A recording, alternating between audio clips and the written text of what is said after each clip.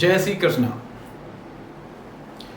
भरण पोषण के संबंध में ये प्रश्न आया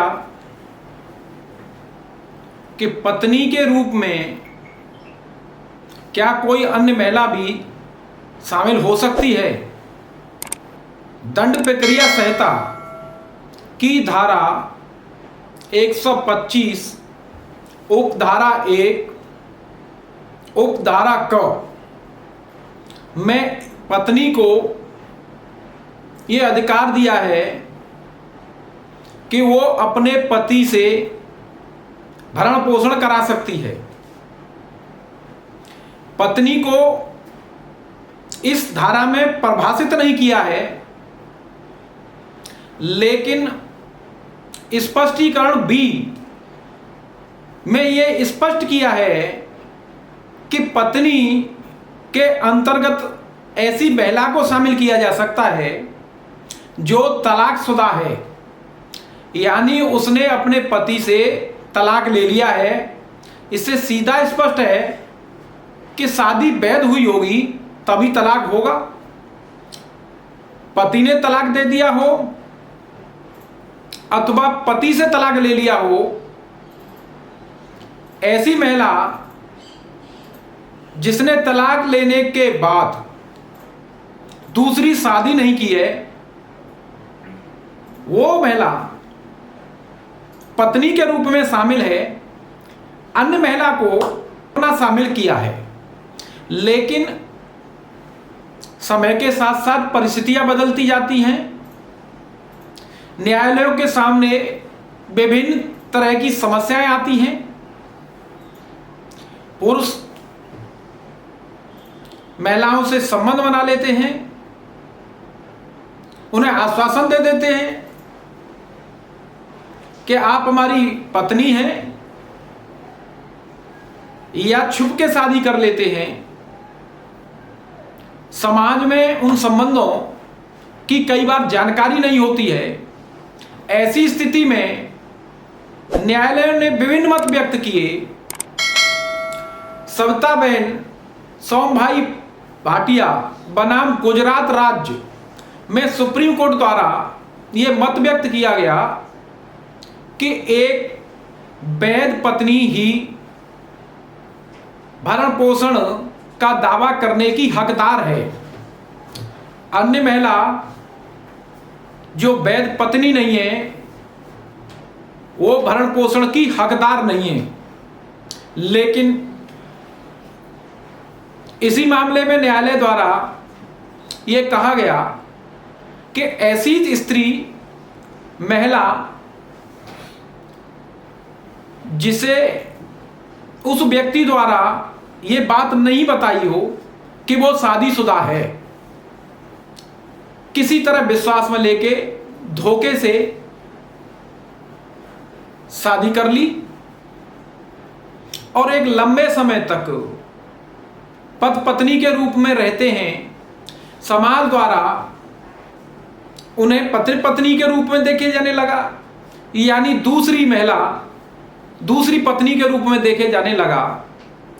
तब ऐसी स्थिति में उस महिला के लिए भरण पोषण पर विचार किया जा सकता है। चनमुनिया बनाम वीरेंद्र कुमार कुशवाहा के मामले में महिला के पति की मृत्यु हो गई थी।